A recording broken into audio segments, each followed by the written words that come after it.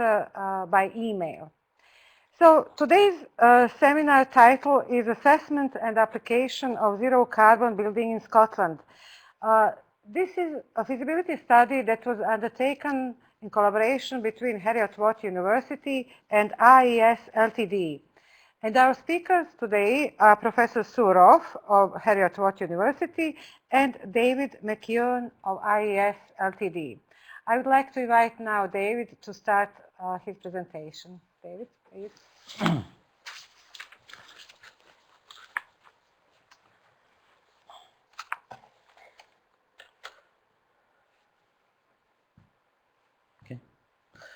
Thank you, Branka, for your introduction. As Branka said, the title of our project is the Assessment and Application of Zero Carbon Building in Scotland. I'm very happy to be involved in this project and to support the Kickstart. And it's helped us to make contact with Heriot University. And that's actually led to other things that we're talking to them about as well. So it's been a very positive experience for IES. And the reason it's called Assessment and Application of Zero Carbon Building is the project that we did with Heriot is really the assessment part, where we looked at zero carbon buildings within the Scottish environment.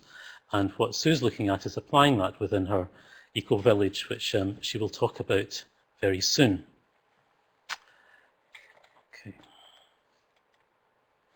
Okay. Just a brief introduction to IES for those of you who might not have heard of us. I'm sure most people in Scotland have heard of us, but there are people from further afield. We're a software company. We're based in Glasgow and we've got offices around the world. Our software is in over 140 countries and we're the market leader in several countries, including the UK. Our software is called the virtual environment, and the virtual environment is used to model buildings. So you can build a virtual model of your building and then you can analyze it. And the concept of the software is that from one single model, you can look at all sorts of different types of analysis. So you can look at thermal analysis, you can calculate your carbon emissions, you can look at daylighting, you can do solar analysis, you can do CFD analysis, you can do all sorts of things. We also have 4 levels of input into the software so that it goes right from VEware, which is a very simple level where people they actually get the software for free, and it goes right up to VE Pro, which is the professional level that our own consultants use. And you can also bring in models in 3D and also in 2D from Revit and SketchUp, so it's quite flexible. You can see a model there that we built of the Scottish Parliament a couple of years ago, so from that you can gather you can put just about any geometry into the software. Okay, when Sue and I started to talk about this project, we were very much aware that the governments around the world, and especially our own, have started to talk about zero carbon dwellings. If you look at if you look at Part L for England and Wales, they're talking about zero carbon in 2016.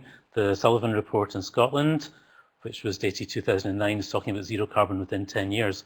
So here we are in 2011, and we're talking about zero carbon buildings just in a matter of a few years. So we started to think, well, what are the implications for house builders? You know, people that are building dwellings now are going to be building zero carbon dwellings in just 5 years. So how are we going to calculate it, and how are we going to come up with some tools that can help them? So this is just some of the project objectives that we started to set ourselves. What does zero carbon mean? Sue had a team of students at Heriot that started to look into the definition of zero carbon. Some things have been printed, you know, it's still a bit up in the air, and I think the final definitions for zero carbon hasn't been announced. But then there's the definition of zero carbon, and then there's true net zero carbon. So we thought, let's look at it from the point of view of existing compliance tools and compare it with net zero carbon that we can calculate using our software. And then is that something that we can use to start to look at how we can provide tools for house builders who can start to project what they're going to have to do in just a few years. And now we do recognize that a simple tool like SAP isn't going to give the same answer as dynamic thermal simulation, but what are the sort of differences you get between them, and what's that going to mean for the regs in terms of zero carbon? So that was the objectives that we set ourselves. I'll pass over to Sue in a second, and she can tell you about the eco-village, because it was convenient that Sue is in the process of planning an eco-village to be built at Heriot Watt. And the objective is to see how we can validate the results of the project. This is the calculation phase, and then we'll move into the validation phase. And we're also hoping to use this as the basis for further research as we move into the future. So I'll pass over to Sue.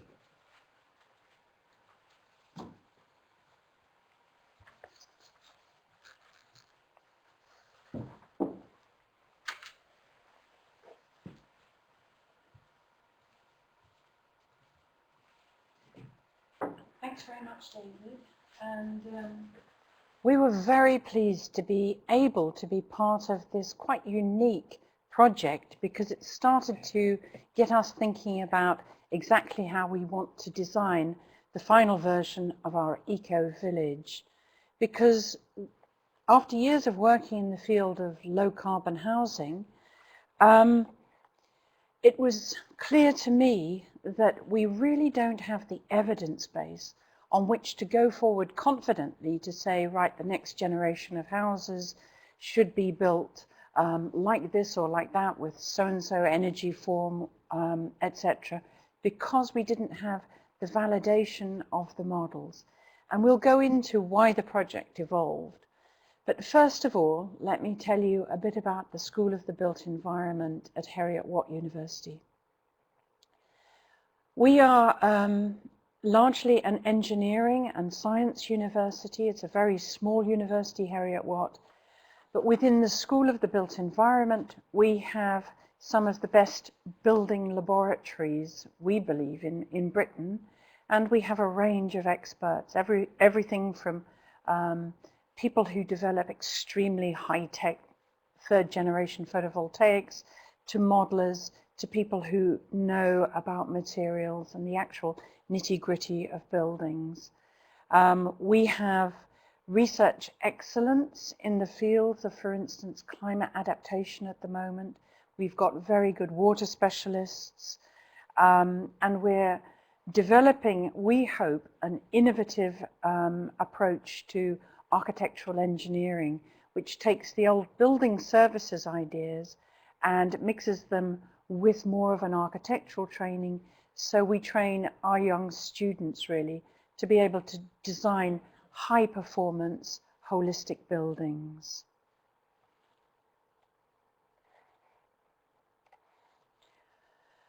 Well, when we start looking at the challenge of producing zero carbon homes, the British government has been wrestling with the idea of how to improve or reduce carbon emissions from the built environment, which is equivalent to about 50% of all the carbon emissions from Britain. And in Scotland and in England and Wales, there's a slightly different approach. So you can see here in this diagram the zero carbon policy. And on your right there, you have Scotland, which has got some of the most stringent climate change legislation in the world and has introduced building regulation standards with extremely difficult targets to meet. England and Wales have similar ambitions, but have gone on a slightly different route. Scotland has its own building regulations. So, zero carbon homes definitions for 2016 in England and Wales. There is a very clear hierarchical approach to the policy. First of all, you do all the energy efficiency in the building design. You then put in the low carbon technologies and generation systems. And third, the last 30% or so is allowable solutions. So in effect, the building itself has to create 70% reductions on normal, and then we have a bit on top, and it looks rather like this. You can see the bulk of it is the emission reductions to be got from energy efficiency. low carbon technologies and allowable solutions. And in England and Wales, we've got the building regulations that tell you how to do the energy efficiency. And with them and the low carbon technologies, that is supposed to achieve 70% reduction on emissions. The allowable solutions are basically a sort of, in a way, I wouldn't say a fudge factor, but something like that. They are a requirement for the developer to achieve that same level of carbon emission reductions in some other off-site project or way. And so that's still the type of thing that's being negotiated. But you'll notice in England and Wales, we have 70% reduction on 2006 levels. That's for space heating, domestic hot water, ventilation, electrical appliances, and cooking. Well, we in Scotland are slightly more pragmatic than that, because I think there was a realization that it's very difficult to assume that, to sort of impose limits on the personal choice of how much people cook or how much electrical equipment they use. So being canny, the Scots have gone in their calculations for reductions only on heating, ventilation, and domestic hot water. So that's a significant difference there. And you can see that in the Scottish regulations, we have got by 2010, we have achieved in our regulation standards 30% reductions on emissions from the 2006 level. And then by 2013, we have to have this enormous jump to 70% reduction on carbon emissions. And then we go into 2016, this 100% reduction on emissions. So you can see the challenge of trying to meet these huge hurdles of reductions from the building stock. And that's where we come to the Riccarton Eco Village and Living Laboratory project. Because many of us are concerned that with models of, for instance, the domestic building stock, that often the modeled predictions of reductions actually don't fit very well with what's actually experienced. And you will have seen it many times. People say, actually, we modeled the emissions from the building, and in fact, they're 3 times more. And it's typically the occupant's problem. It's usually the occupant's fault. But one of the problems we've had is that there has been no systematic test facility to validate buildings across different construction types. And so we came up with the real project, the Riccarton Eco Village and Living Laboratory, to give us real answers to very important questions. And what we want it to be is a standard test facility for the integration of low carbon constructions with low carbon technologies and generating systems and low carbon behaviors.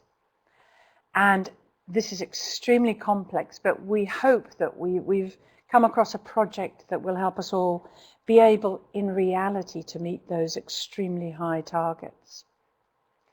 So how do we get here? Many of you will be familiar with the Oxford Eco House, probably because a lot of you will have also read Eco House Design Guide that we're just coming up with the 4th edition of.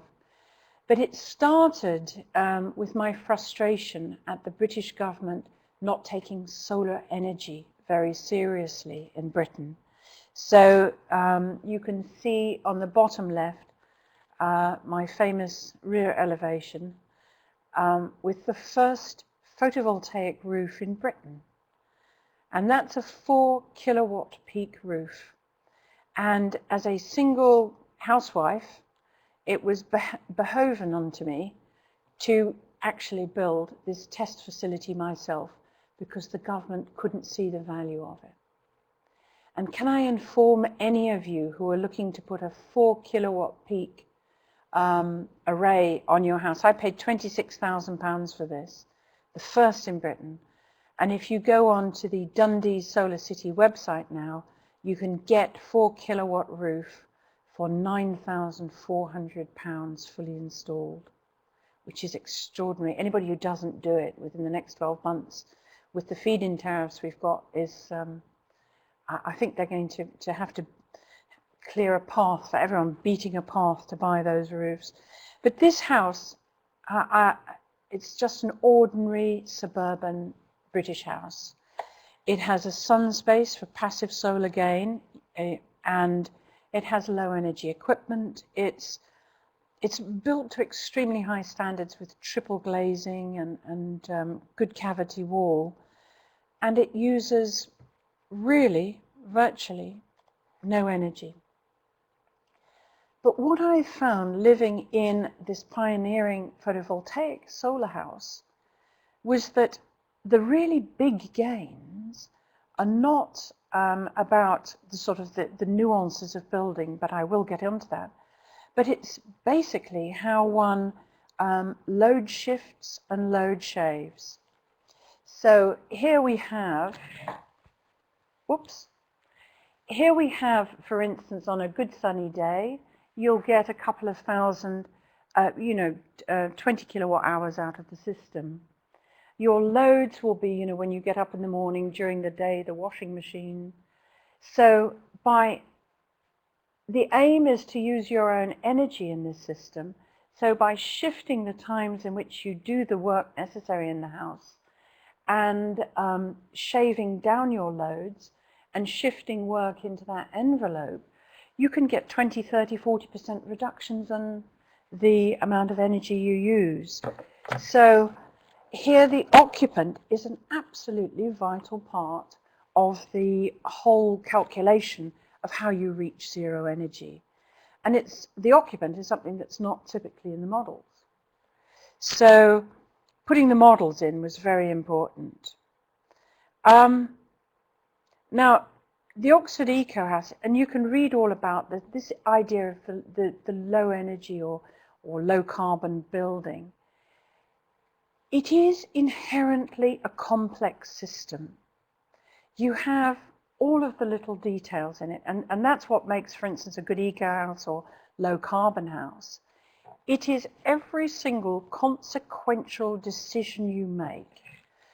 Not only getting the orientation, the form right, it is the elimination of cold bridging. It is dealing with infiltration. It is the use of, for instance, increasingly, if we're getting more and more extreme weather, the airlocks in front and behind. And then you get into the technologies and the generation sources and so on. So it is an extremely complex system. So how we model it is vital, and many of you will have got copies of the Eco House book where all of the incremental steps are important. Well, we went on then not only to look at that individual building level, how do you actually get a building that functions, is functionally very low carbon, and then of course going on to the next issues, which are the issues of climate change and adaptation. One of the reasons why this issue is so important here is that in Scotland, perhaps to our shame, we have around about 30% of all homes in Scotland are in fuel poverty. And with the increasingly wide gap of supply and demand of gas and oil, the price of energy is only ever going to go up. And with more and more extreme weather, like the cold weather, the hot weather, the windy weather, these things that challenge the function and role of buildings as shelter, it's important that we really understand how, as we're improving our building stock, we can also make it more resilient to climate change. But individual buildings, and there's been numbers of buildings around, they're all very well. They prove how a piece of technology works in a particular building, and they sort of, you know, we have the mantra, which is for a low carbon or zero carbon building, you get half of the reductions through the building form, the architecture, the construction itself. You can, so you half the loads of the building by getting the building right. You double the efficiency of all the equipment in that building. You then half that carbon intensity of the energy supply, and you're getting right down to 10%. I mean, you can get the 80% reductions not too difficultly, not too difficult a way in new buildings, and you can get quite low in refurbished buildings as well. I just wanted to show you that the Oxford Eco House, not counting some of the solar contributions, is already hugely low. So I mean, 24 kilowatt hours per meter square per annum for this house.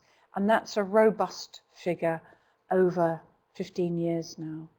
So this house uses negligible energy, even with sons who are into big computing loads. So 24 kilowatt hours a meter square per annum for this particular house. And if you're interested in how that house gets so low, one reason here in the Oxford Eco House, it has a lot of stored embodied thermal mass. It's a heavy house. So what I can do then is I can take the sunshine during the day, store it in the mass of the house, and then use it at night. So you're load shifting and you're load shaving. And that's hugely important, this issue of storage. And that again is something that IES and ourselves at Heriot Watt are hoping to take another project forward, the importance of storage in the system and how to optimize it, you know, with reasonable cost benefits, you know, because you could always put it all underground, but not every house is going to be like that. So we can get really, really low in that particular house, but across house types, across you know, all of the different construction types, how do they compare to each other? What would happen if we built this particular house in timber frame? We could probably do that. What happens if different people live in this house? How do we calculate that?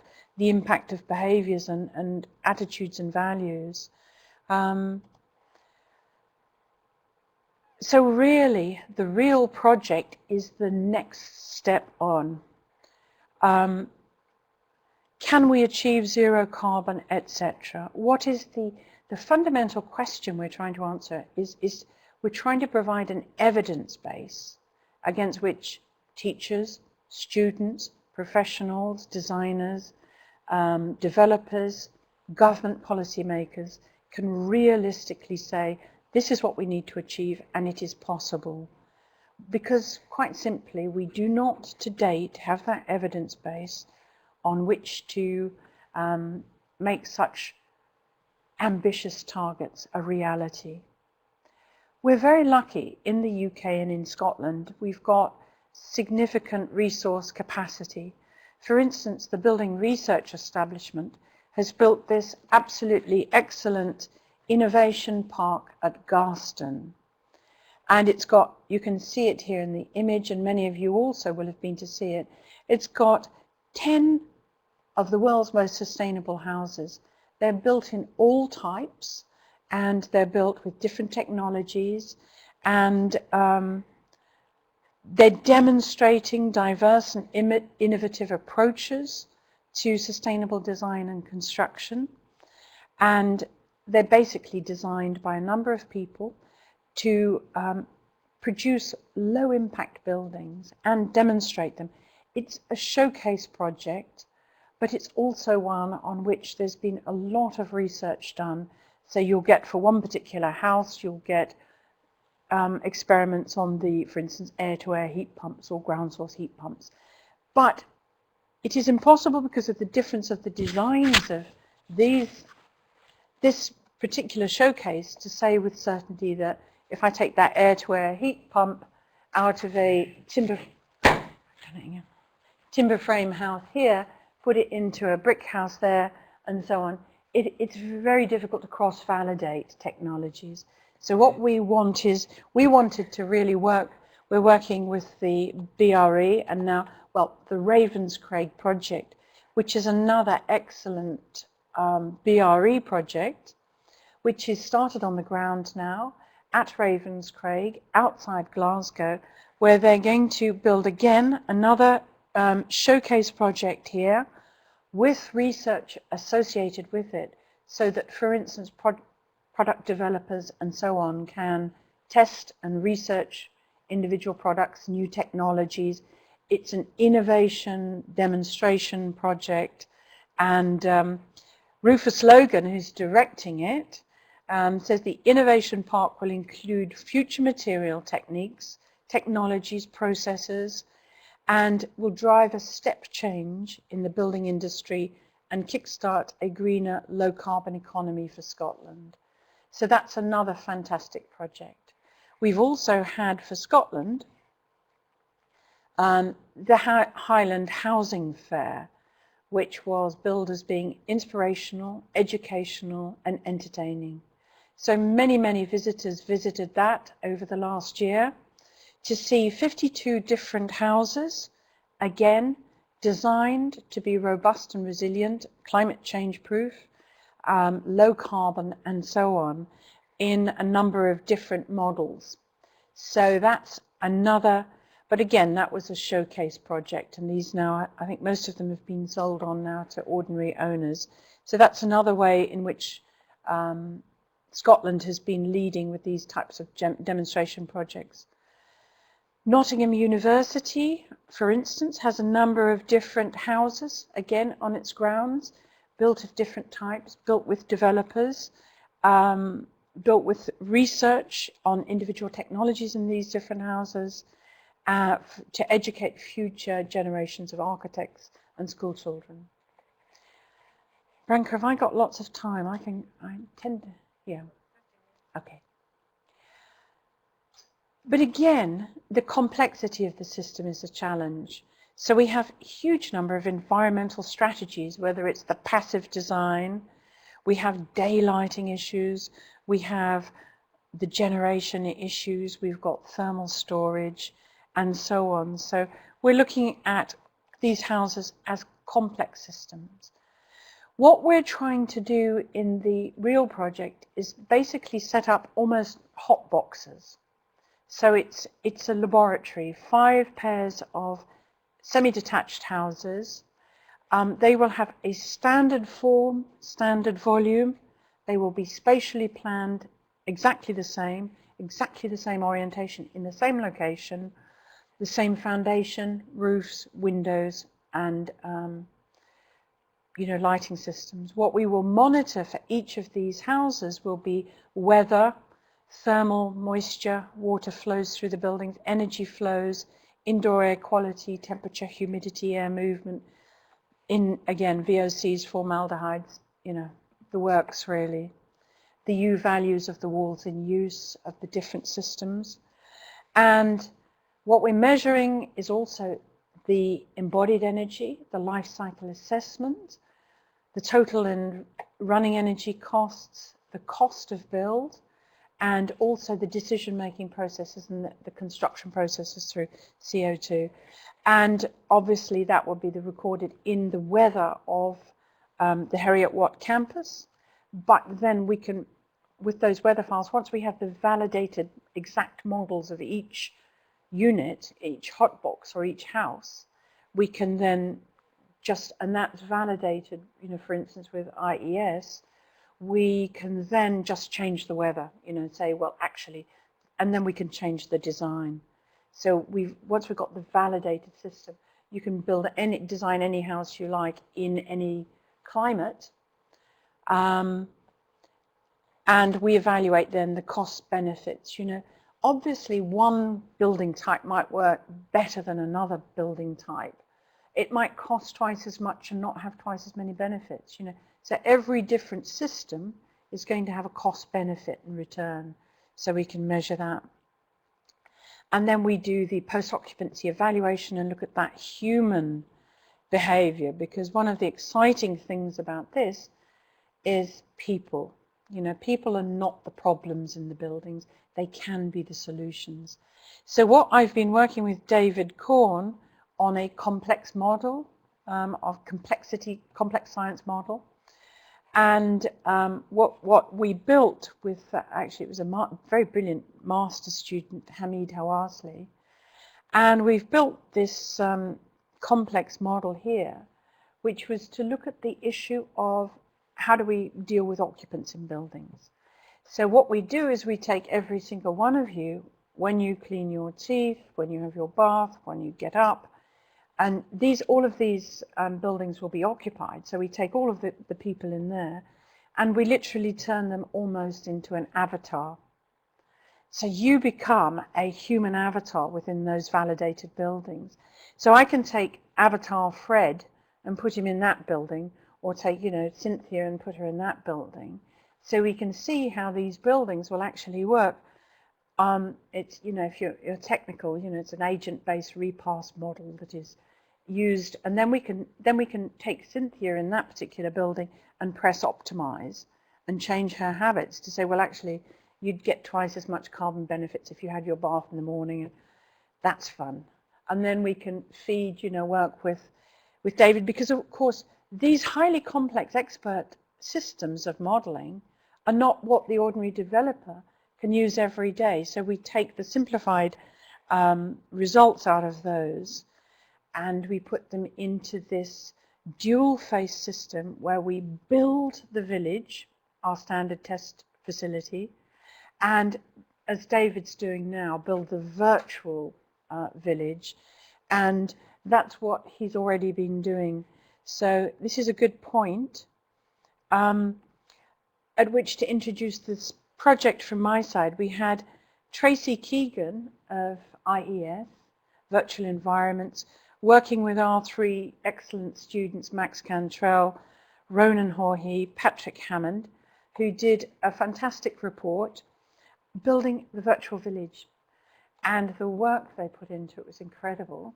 And they built a huge number of iterations of the facility, 10 identical buildings, a living laboratory to validate the impact of behaviors as well, knowledge transfer, holistic, joining all the complex issues up, and looking at also the importance of control as well as behavior. So the questions underlying this, and if you go back through it, are really important questions. Can we actually meet government targets, 2013 targets with ordinary building types? Do we need to go to 2016 targets? I mean, nobody actually knows the answers to these questions yet. And have we got enough performance in a 2013 where actually it's the behaviors that make us reach the zero carbon standards? Can we afford them? What's it going to cost to go that extra bit? And who benefits? So we're looking at a wide range of really important questions. And the house types: high mass, cavity wall, external rendered. We've got medium thermal mass, medium block, internally an external brick. So which side of the wall you put the mass on, how much difference does that make? Lightweight timber frame construction built to 2013 standards and 2016. Off-site construction, panel construction 2013, 2016, and then a couple of hybrids looking at issues of how much storage. And so at this point, I'll pass over to David to talk about the actual research project and its findings.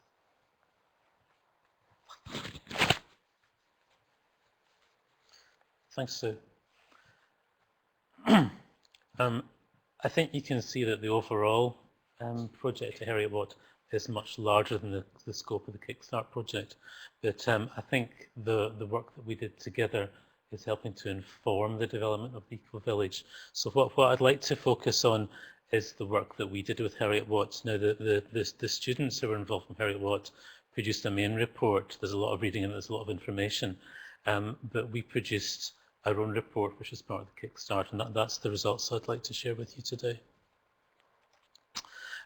Essentially, what we did was, if you remember what I said, is you can build a single model within our software, and then you can do different things with it. So for the purpose of this project, we built a single model, and we put it through SAP, because we've got SAP within the software for UK compliance, and we put it through our thermal engine as well, which is called Apache Sim. And then you get carbon emissions and energy and all sorts of things out of the other end. And what we can then do is we can then compare the difference in the similarities between the results. Okay, so the basic concept was that we work together. This is the test model. We look at different technologies and we produce a plan. So that was the overall concept of the project. And this is the buildings. John Gilbert very kindly gave us the plans, and we built up a model within the software, and we worked with the students to build up the data within the model. Okay, so it's a case of we need to have the construction details, all the occupancy profiles, everything about the usage of the building, the appliances, etc. We give information about the heating systems, how the hot water is created, and lighting and other electrical sources as well. It all goes into the model, and then we carry out the simulations. Okay, so in terms of the occupancy heat gains, I've got some charts that I'll show you in a second, but the students took it right back to first principles rather than just saying, oh, it's 100 watts per square meter for internal gains. We actually took it back, and they did a huge amount of work and right back to individual appliances like TVs and computers and washing machines, and they built it up holistically from obviously at this stage it's not the real world. We're trying to build a kind of virtual replica of what we're projecting it's going to be, so that can inform the decision-making process. We assumed underflow heating throughout, gas central heating boilers, and we wanted to look at the effects of how the heating would be controlled. So there was 3 different scenarios. One was timed heating, one was controlled only when the occupants were scheduled to be in the space, and the other one tracked the outside temperature and it switched on and off when it was outside the control band. This is some of the detailed templates that were built up. This one's for kitchen and dining rooms, and it shows it was a kind of 2 adult, 2 children type space that was being used as the example here. So that's what it was predicted for kitchen dining room, and then this one is living room. So it was as realistic and as representative as we could make it. Okay, as well as looking at the 3 heating options, we also looked at 7 building options. So we looked at a kind of last UK building regulations in Scotland model.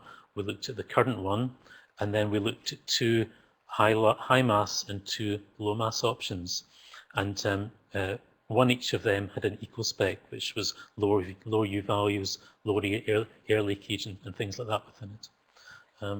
I'll show you some more slides about that in a second. This gives a summary of the kind of U values that we use for the walls and the floors and the roofs, etc.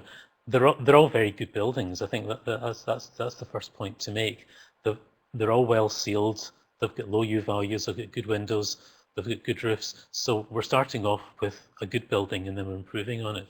So it's not one of these scenarios where one of them's not very good and other ones are better. They're all very good in terms of today's building stock in Scotland.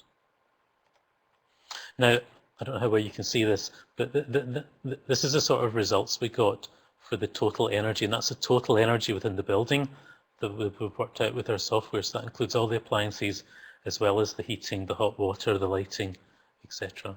And we come down to the carbon figures, and you'll notice there isn't a huge variance between them. And one of the reasons for that is because the heating is only about 20% of the total.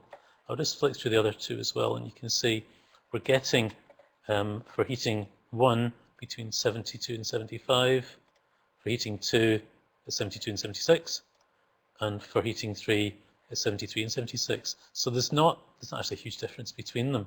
Now that might be because the heating is a small component, and with underfloor heating, it tends to even out the differences.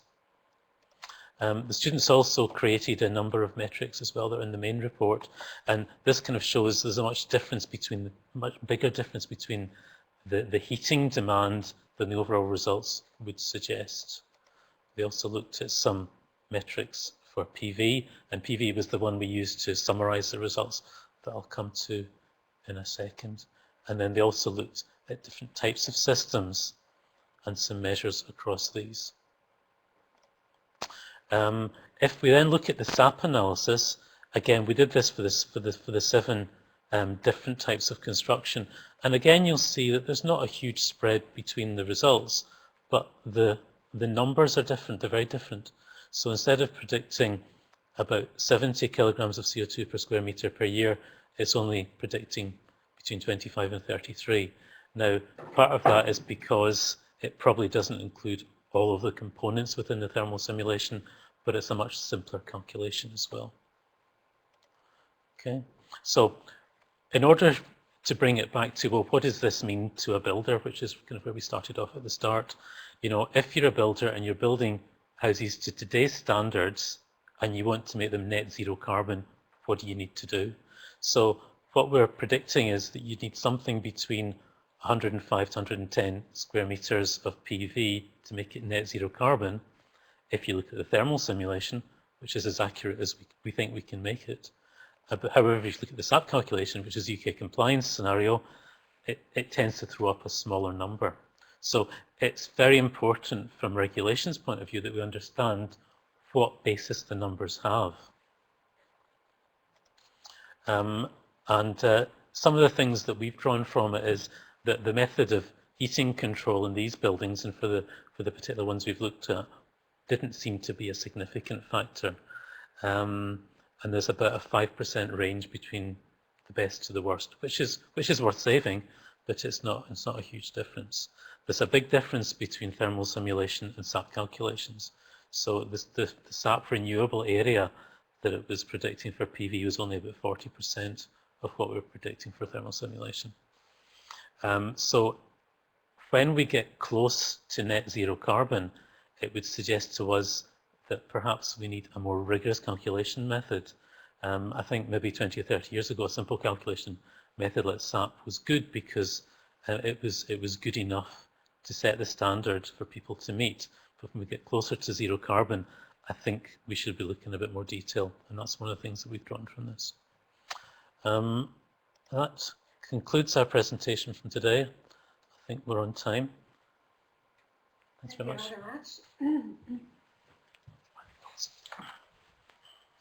Thank you very much, Joe and David. And now we have time for questions and answers until 2 o'clock, so quite a lot of time for discussions.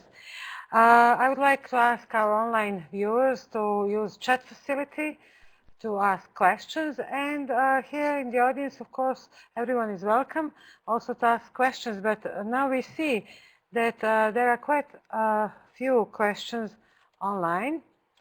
And let's start with a question from Tony Cowling.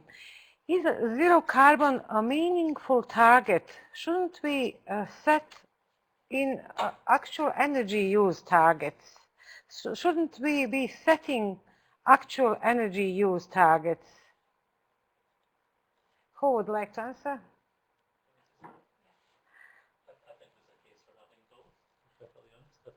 I think that zero carbon has become the thing that governments aspire to. So I think we're there with zero carbon anyway. But personally, I'm more in favour of energy being used as a measure. So I would support both. Okay. Again, a question second question from Tony Cowling.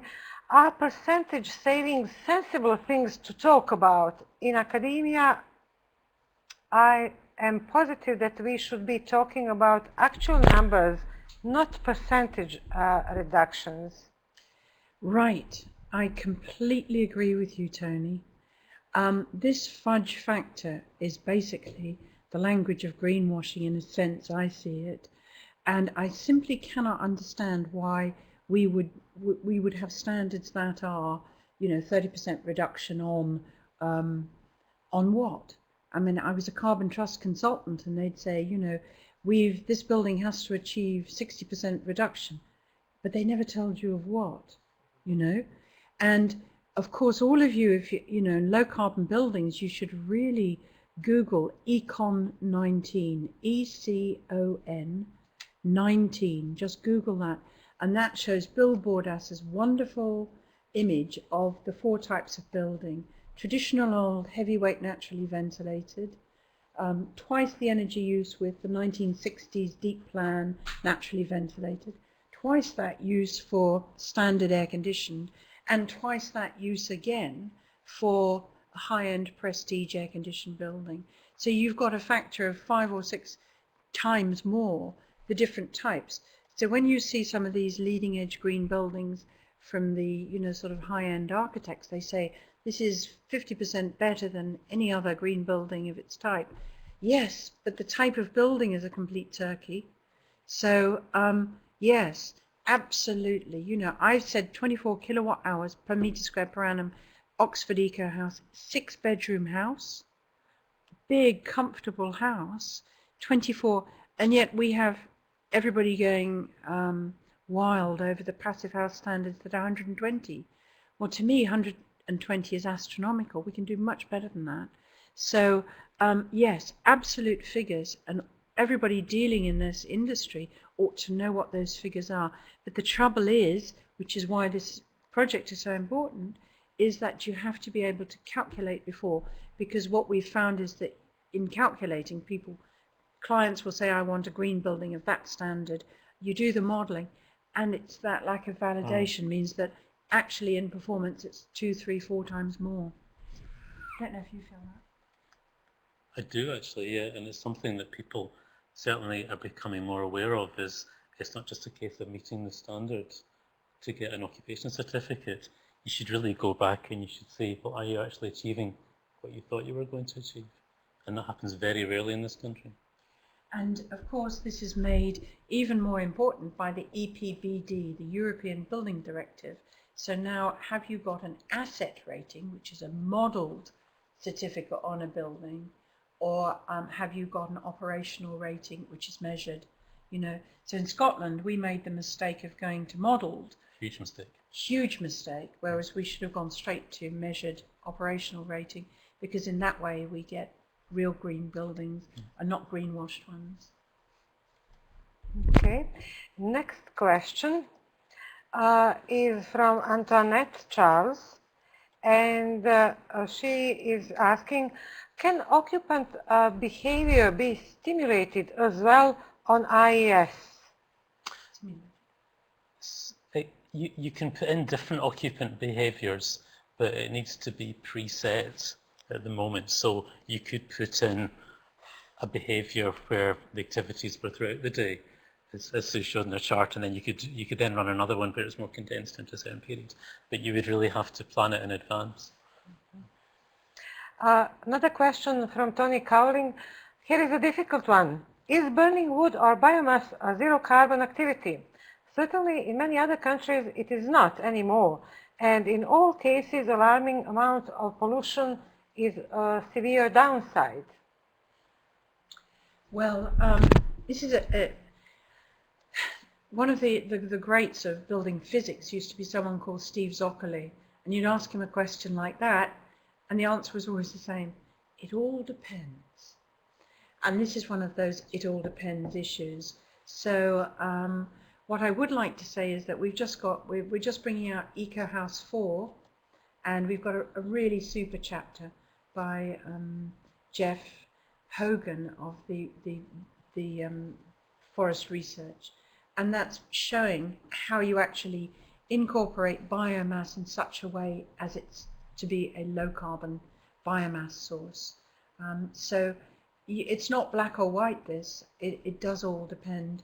So you need expert advice, and so in the meantime, if you go to the biomass centre and ask them, but if you're using waste wood from forestry, from a sustainable forestry source that's local, that's almost a no-brainer. But obviously there's so many iterations with pellets and wood chips and imported biomass that it's a big question, and therefore I recommend EcoHouse 4 to answer that. Another question from Tony Cowling: is twice on, twice off a reasonable heating regime in the 21st century? I think it depends on your household. I think if you've got the kind of lifestyle where you're in the morning and in the evening, then that's one of the things that people do. But I think it's a good point that there could well be better ways to control your building. But probably the best way to control your building is dependent on the type of building you've got. And as Sue said, if you can store heat, then perhaps you don't need to have twice on, twice off. You might be able to do something a bit smarter. A question from George Alomakis: when you say area of PV needed to offset total CE, what efficiency do you assume for the PV system? Is it for weather conditions expected in Scotland? Yes, it was a representative area. Okay. A question It from... was really just to give an impression of the sort of area. I think, for an individual building, you would have to design it according to a particular type of PV. A question from Neil Simpson: are any passive house principles adopted in the proposals? Well, the passive house principles, don't forget, are pretty limited. They deal with infiltration and insulation. So they're not central to it. I mean, we are going to have one passive house, which is designed, by the Passive House Institute standards as a sort of showcase passive house. But passive house doesn't deal with things like, I'm particularly interested in, for instance, the role of storage in the cocktail, or the roles of renewable energies or stuff.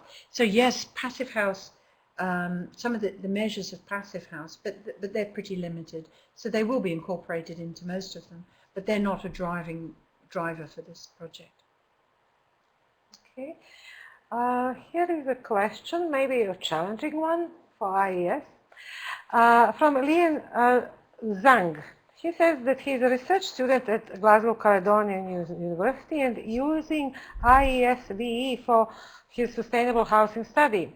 And his questions are: one, how do you think about the weather data effects to simulation result? I'm not sure that this question is completely clear.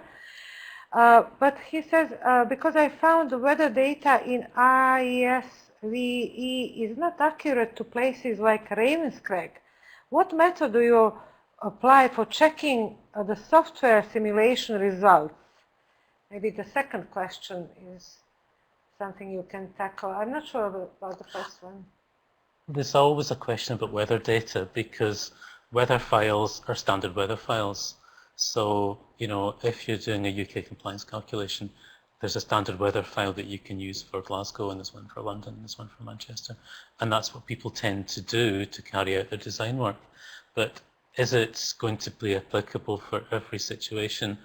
In reality, probably not. You can use real historic weather data as well. You can make up your own weather files. It's very much a case of for every particular application that you use the software, you have to think, well, what's the right weather file to use for this situation? 9 times out of 10, it's okay to use a standard weather file because it covers all the scenarios that you're looking to cover. I know for an annual year, is it a warm year you want to look at? Use a TSY. Is it an average year? Use a TRY. Or do you need to use something a bit more bespoke? And it is possible to modify the standard files to reflect something more like your own individual climate. Maybe we can also suggest to this PhD student to contact you and maybe discuss in more Sure, detail. you can got contact support. Yeah. Yes. There is a question also from Ruth Dwyer. The Eco Village project is looking great. Given that Scotland has these extremely high targets, why are new buildings still being designed with energy guzzling lighting arrangements? Any comments or knowledge of whether this will be clamped down on in order to meet targets? We actually had that discussion at the first meeting. That was one of the reasons why we did this project, is because if you go into a show home in Scotland now, you see the gas guzzling lighting. And, you know, it's a sense that people building houses in Scotland don't really appreciate how far they are away from zero carbon. And yet that's what they need to be building in reality in only 5 years' time. So for them to build them in 5 years' time, they need to be planning them straight away. So it was really to try and help them. I don't know about you, but I am absolutely entranced by this new generation of LEDs coming out of China. I mean, you can do with 1 watt what 60 watts does before.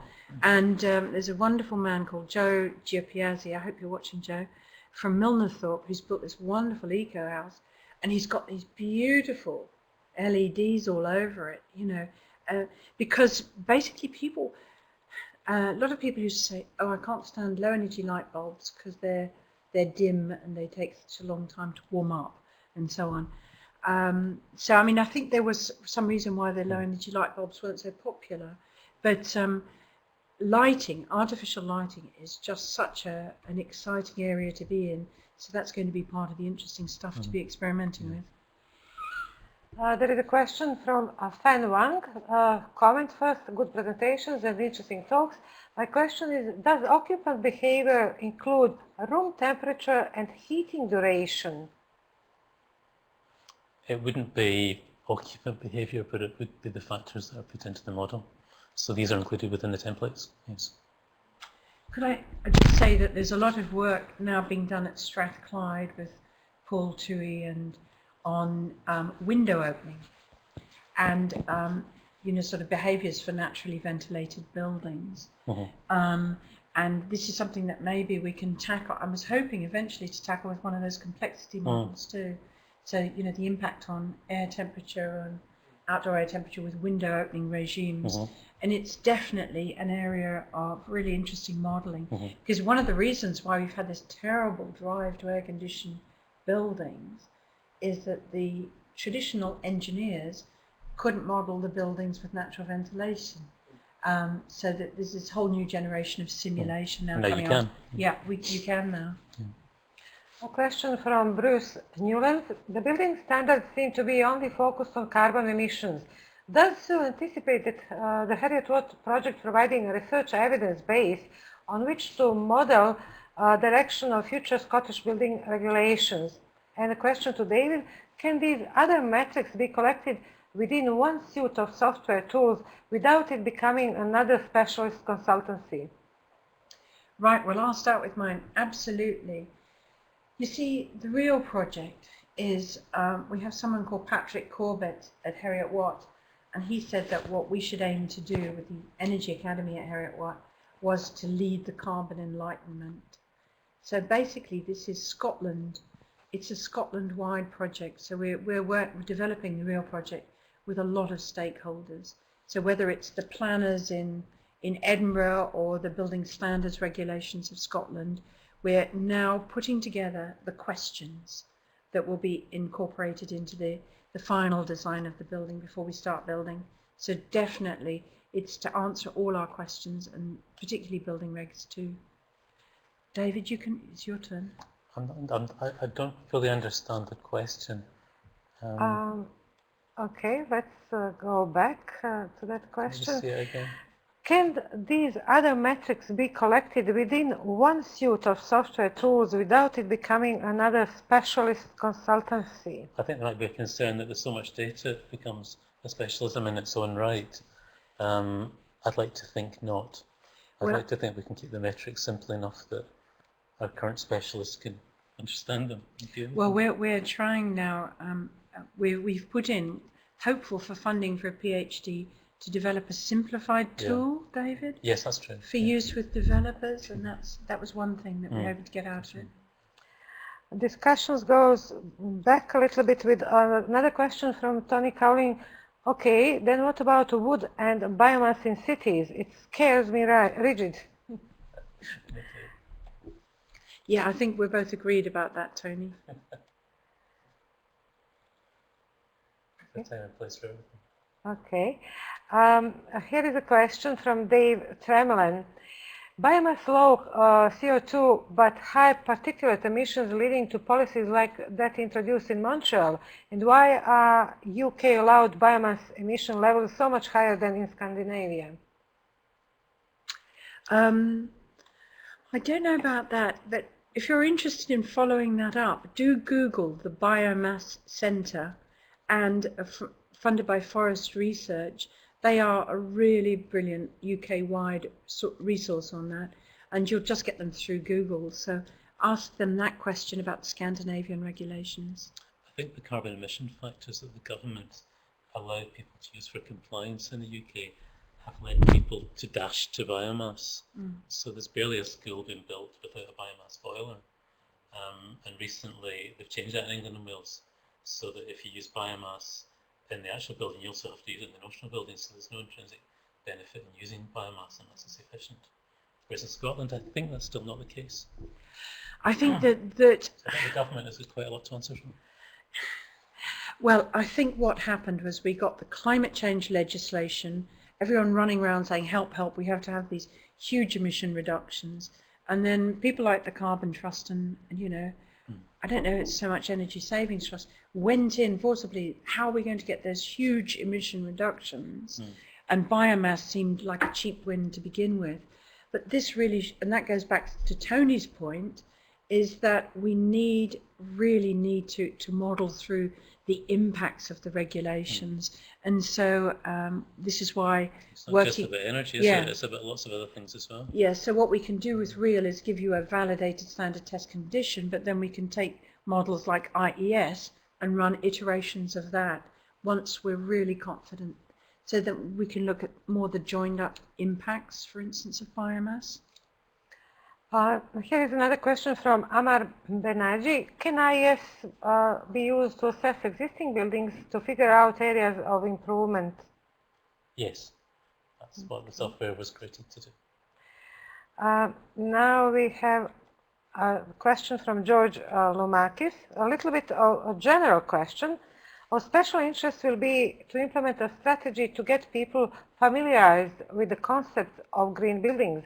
After all, it's of no use to turn on heating if the windows are still open. Have you taken into consideration of how proper education on that subject would affect the outcomes of the project?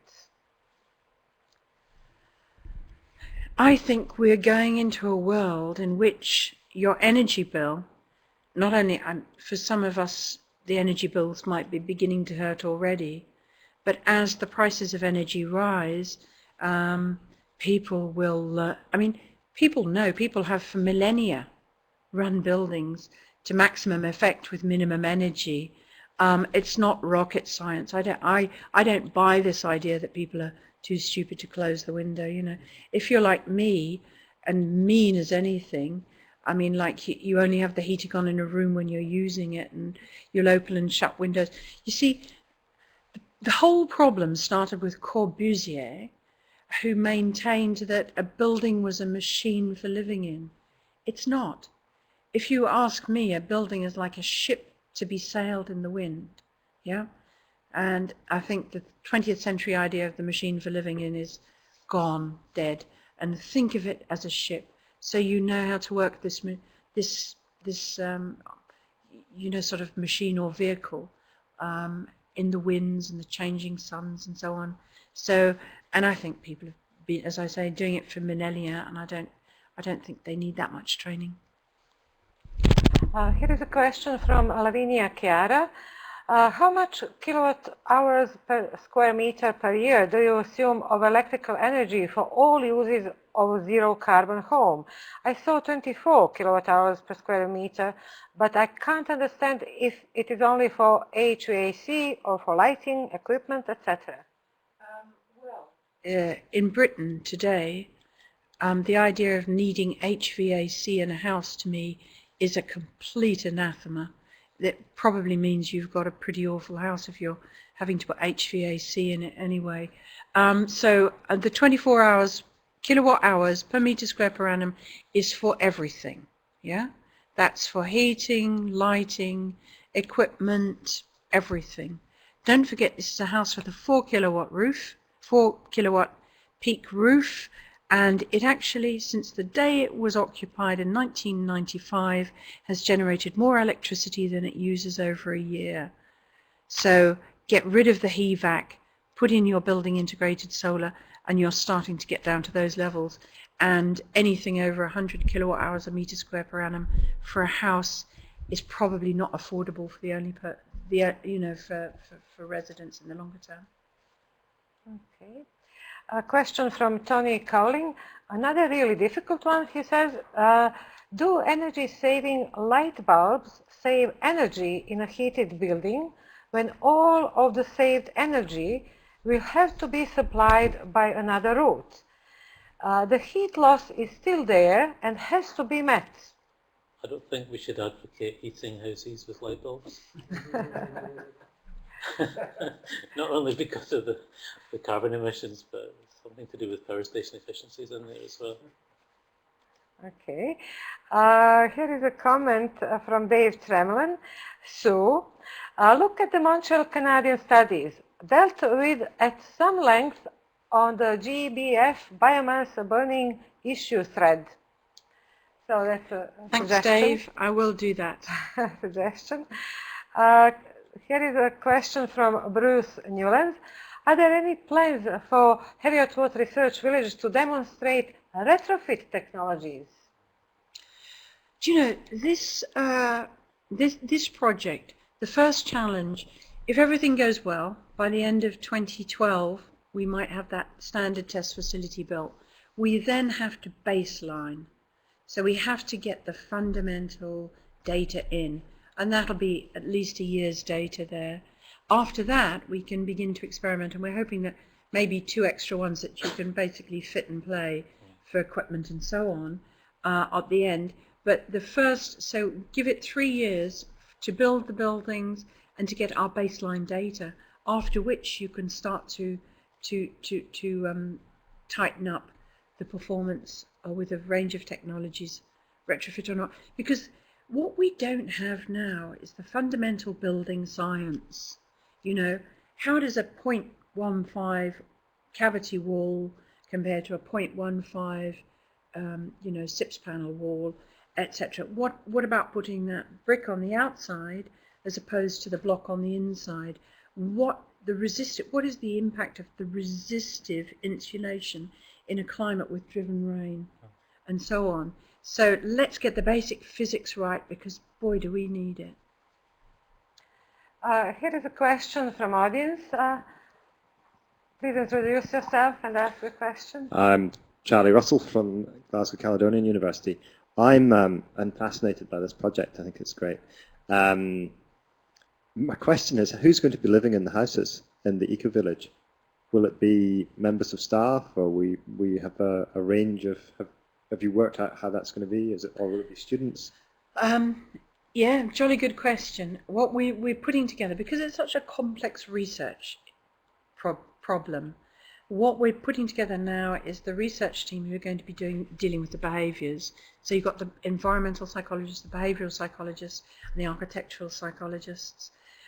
We are planning to put in basically postgraduate students, and it's 2, possibly 3 bedrooms for each house. Yeah, so we have a whole range, but we will again turn them all into the avatars. But what's important too is that we understand what their behaviour patterns were before they go in, and then the behaviour patterns after they leave too, to see if anything about that environment makes it different. But I mean, if you've got expertise in this field, if anybody's got research projects that they would like to hang on the real project, please get in touch with us, from any Scottish universities, because this is, as I say, this is a Team Scotland project. Okay. We have also a question now from Greg Steele, online viewer. In an airtight construction, do you advocate opening windows to regulate airflow, or is it sensible to have mechanical ventilation with heat recovery? Terrific question, Greg. If you ask me, I mean, this project is going to prove us all right or wrong. I mean, I would say open the windows and get rid of every piece of surplus equipment, because equipment takes energy to run it. If you can design buildings that need no energy, and then when you need bits of it, you're using renewable energy, that's great. So I would say, Greg, that, well, we're going to do both because we want to nail this particular question. It's really important. What is the actual function of the heat recovery systems in a lightweight, medium weight, heavyweight building? Have you got a really robust comparative study on that? And could you give me real, genuine, sort of credible answers to that? That's why, I mean, that's one of the many questions we'll be asking, because I don't know the answer to that question. I know what I think, and I'm very happy to be proved wrong. Here is a question from Lavinia Chiara. Do you think that the more efficient system for eco-home is heat pump, ground source heat pump, or CHP cogeneration? Do you use these kinds of systems in the project? And again, another question which will be tested. So we will use a ground source heat pump in it. We're also discussing having a hydrogen fuel cell, 5 kilowatt hydrogen fuel cell in the mix, which would be fun. Personally, CHP for 21st century housing, the problem with that, and we've got developers who reach this project, if you're putting CHP in, you're doing, say, a 300 house development, but you're going to start with the first 100 because that's what you see if they take, as opposed to no developer would build the 300 and then not sell them. So they'll do the first 100. So do you load the weight of the CHP on the first 100 houses? I mean, it's a question of funding there. I personally think that with houses such as, say, the Oxford Eco House or a really good low-energy eco house, you're not going to need imported energy, really. So why spend extra money on a huge CHP facility to produce energy that you then have to sell? But again, we will look at it in the design. Existing neighbourhood, for instance. Well, existing neighbourhood is different. Then there's a much better case for community or neighbourhood system. Yeah. So it's new build or existing. Okay, thank you. While we wait for online viewers to ask more questions, here is a question here in the audience. Please introduce yourself and ask the question. My name is Cynthia from Built in Natural Environment. I'm a lecturer in quantity surveying. My concern is it might be cheaper to run an eco-home, but what about constructing it? How does it compare to the construction cost? How does it compare to a normal build? Well, you see, one thing that the Scottish building industry is very worried about is who's going to pay for 2016 standards, So really cranking up the standards so much, is it making it unaffordable? Do we actually need to go to these huge increase in standards? So each house type will be fully costed, life cycle assessed, with all the embodied energy in it. So basically to work up a database for standard embodied energy for different, these are all completely standard constructions largely, yeah? So we're trying to build the database, and so that so developers can say, actually, if I strip out this aspect of the building, but I put a bit more of that in, it's going to actually cost the same and perform twice as well, because they don't have the data on which to base that. So we're trying to do this to help developers, just as you are with your model, to make decisions. Here is a question from Fan Wang. So far, your 6 houses show very little difference in terms of the 3 key parameters, including carbon emissions and areas of PV needed. Does that mean the design variables you selected in this exercise have no significant impact to these parameters? If answer is yes, then will external internal insulation affect the carbon emissions? I think what we found was that when you've got good standards of building, then the heating we were finding was only around about 20% of the total carbon emissions. So, okay, you could improve on that. You can improve on that quite a lot. But when you look at that in the context of the whole building, it has less of an effect. I think that comes down to some of the things that Sue's been talking about. It's the behaviour of the occupants could probably have a much more significant impact on the total carbon emissions than just focusing in on heating alone. It's only one aspect. And I think Fan is doing, you've seen that webinar, the last webinar by Fan Wang, who's looking at the role of storage of energy in the materials in, for instance, tenement blocks, using solar hot water stored in the mass of the building.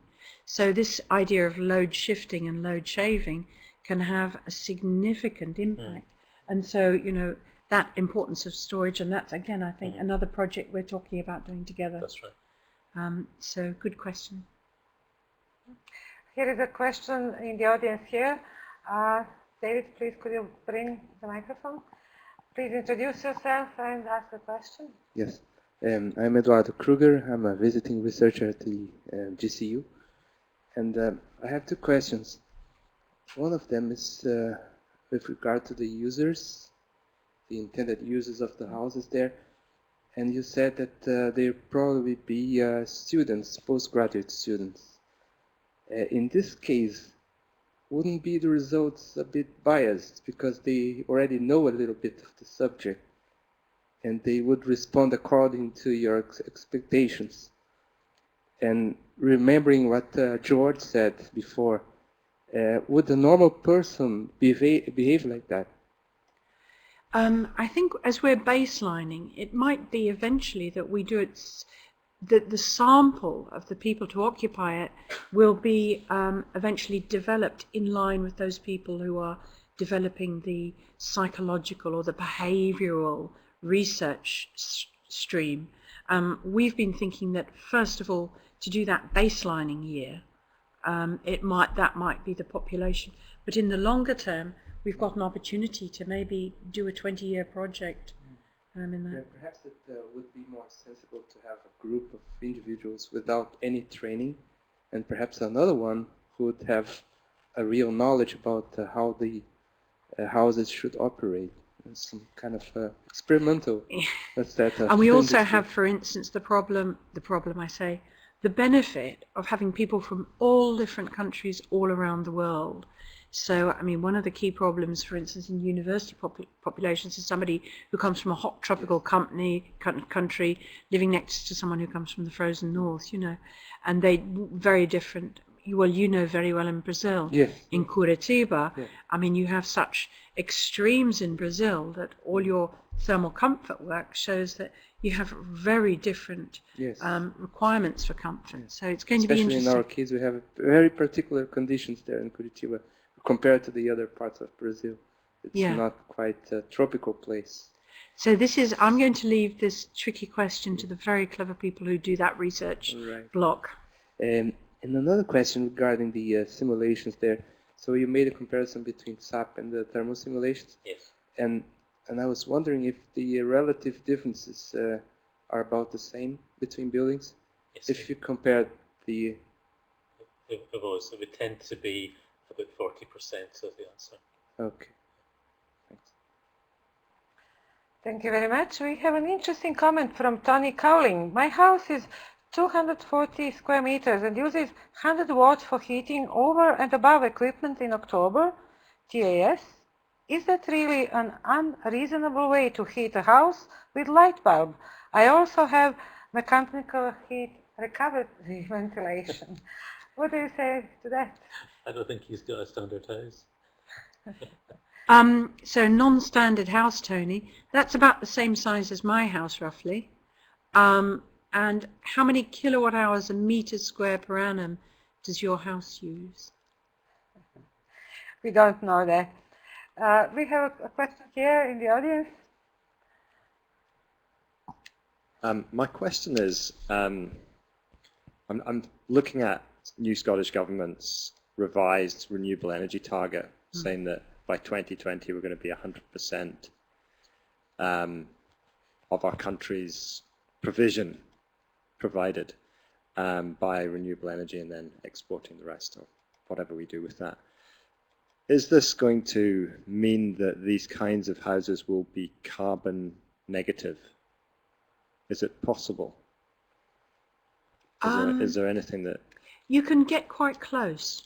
I mean, my house would be about 90% of typical. So you can get quite close, yes. And it's quite interesting things like you have to rethink houses in terms of the work that needs to be done in them. So what you do is you say, right, what work am I doing? Don't think about energy, think about work. Energy is a recent, fairly recent concept, I think, invented sort of, well, promoted in the 70s, when suddenly they realized that fossil fuels were going to be so expensive. So, I mean, in the old days, we used to have fuel and power. Well, really, it's rethink it in terms out of the box, out of the work. And that's how I got my house down. So I thought, well, there's two things that really get me. I can do all my washing and dishwasher free. I like free, on, you know, but just by turning them on when it's sunny. Yeah. So you've got low carbon cooling in the fridge, so you have to deal with that, and also cooking. So I've gone into an induction hob. So I largely cook when it's light. So I'm doing zero carbon cooking. And then, I mean, the thing is, the invention I'm waiting for is basically the high mass, fully insulated fridge where it turns itself off at night. So, I mean, if you think of work, there's only, you can get way down low, but things like we need the zero carbon fridge. Do you have like rainwater capture and that kind of elements to these houses? Yeah, I've got you know, rainwater barrels, but of course now with the drought coming on, really we have to step up water storage. You know, that a lot of, you see, a lot of our challenge is storage of energy, storage of water, and shifting of work. And so we have to rethink that work paradigm, because of course in the old days we'd take the work to the energy or the power, we'd take the grain to the watermill or the windmill, you know. And so shifting, spatial planning is a really nice way of getting very cheap wind. So we can get really low, but I don't know if we can get to zero carbon. But the Scottish government, the trouble is with many of the analyses, and I see endless presentations by international consultants and on how we're going to reach our zero carbon targets and all of that. And they've got all the wedges of what I call boys' toys, which is big energy. But I think the magic solution fundamentally is the building integrated solar, because that's actually generating. And the question that's not asked is, who owns the energy? Because we saw in the last webinar with Fan talking about his work on ChangeWorks, and we saw, if you look at our solar online film on Scottish solar industry, you'll see that wonderful project with ChangeWorks where you're putting solar hot water onto the Laristan Place Lister housing tenements for the fuel poor, and that's taking those people out of fuel poverty. And so it doesn't matter how many big windmills or clean coal or nuclear power stations you have, the ordinary householder will still have to buy that energy. If you put it onto their roof and say, here is your own little store of energy, and you can change your lifestyle to optimize the value of that to you, then you'll get to zero carbon. And then you'll get people out of fuel poverty. So what I would say that the biggest technology to take us towards zero carbon in the housing industry is building integrated solar, hot water, and passive solar. Okay. A few more questions and comments from Tony Cowling. What about smart metering and smart supply charging? And then from Nick Buck, do you think that cooking only during daylight hours is a realistic target for the majority of working families? Nick, I think you're in the wind industry, are you? I think no, but you will be surprised at how much of your cooking, if we're going towards zero carbon work, then yes, put your solar photovoltaics on, and you've heard, if you go to the Dundee Solar City's website now, you can get photovoltaics at giveaway prices and solar hot water too. But yeah, that's fine. And then, of course, you've got to have the wind. You've got to have the other renewables. You've got to have the other low carbon sources for all that work you've got to do when the sun's not shining. There is a question from Norman Smith. I'm not sure whether you can reply to this, but are local government departments, i.e. planning department, aware of national government targets when making planning decisions for new build eco-houses? That's something probably that departments could, if we have... Well, I hope so. Yeah, we hope so. But can I say that this challenge of getting government targets embedded in local targets and communities working together is a really important one. And if you go on to our website, ICARB, www.icarb.org, and that's the carbon accounting website, and you'll see that we've got a couple of workshops for local government where what we're doing is we're getting all the players and stakeholders at a local government level, like the policymakers, the planners, the deliverers, together in one room and talking about carbon targets.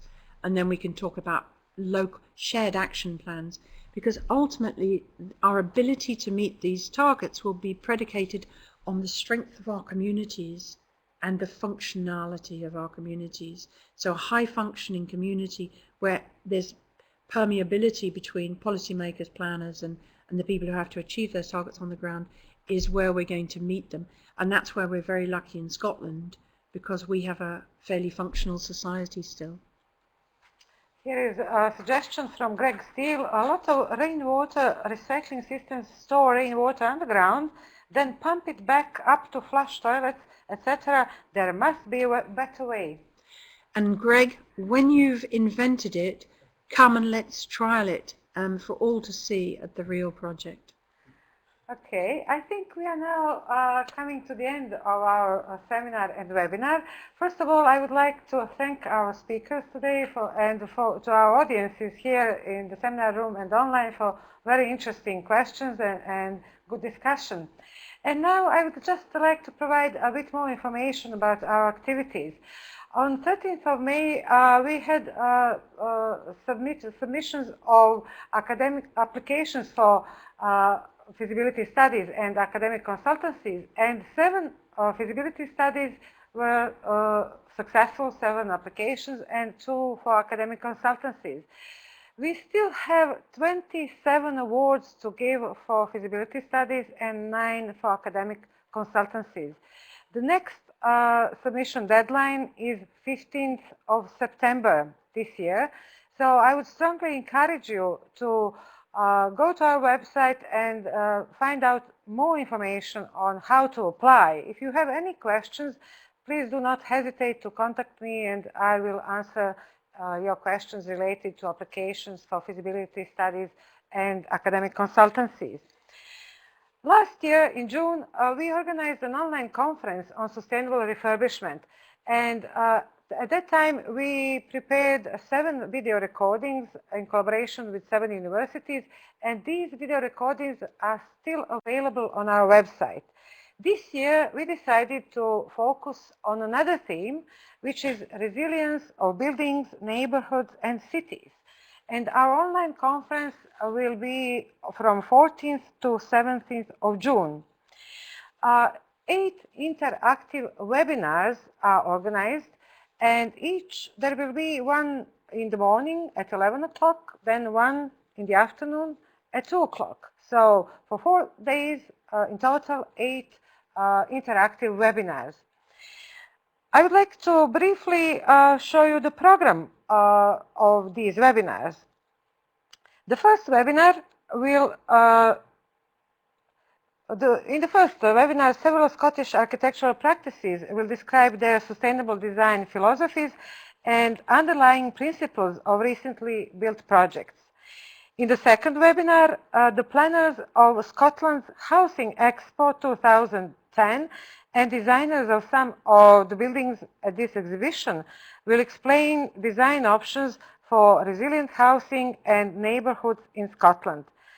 The third webinar will explore the issues related to the risk of flooding in built-up areas in Elgin in Scotland.